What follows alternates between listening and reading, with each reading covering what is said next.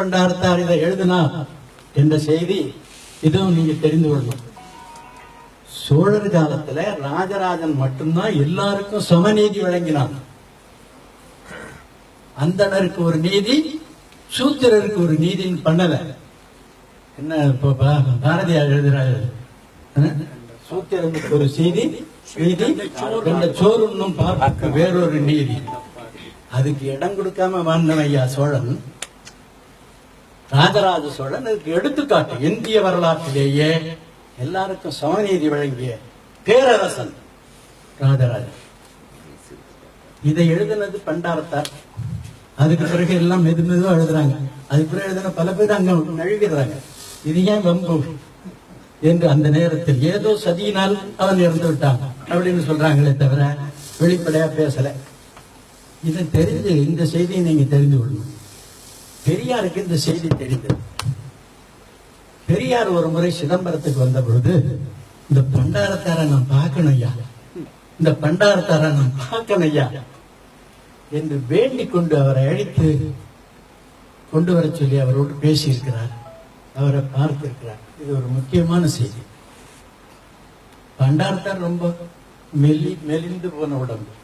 நான் என்னுடைய 15-16வது வயசுல பண்டாரத்தாரை சந்திச்சேன். அண்ணாமலை பல்கலைக்கழகத்தில் அவரை பார்க்க போனேன். ஒரு கயிற்று கட்டில உட்கார்ந்துருக்காரு வெளியே, வீட்டுக்கு வெளியே, திருவேற்காலத்தில். அங்க போய் நான் பண்டாரத்தார் ஐயாவை பார்க்கணுங்கிறேன். சொல்லுங்கிறாரு. இல்ல நான் பண்டாரத்தார் ஐயா இல்ல பார்க்கணும் இல்லை, நான் தான் பண்டாரத்தார் சொல்லுங்கிறது. நான் கட்டில உட்கார பண்ண எழுந்து நின்ட்டேன். அப்புறம் அவர் இல்ல உட்காருங்கன்னு உட்கார வச்சாரு. அப்போ பியூசி படிப்பு அதோட முடிகிற காலகட்டம், அங்க இடம் வேண்டும் என்பதற்காக நான் போனேன்.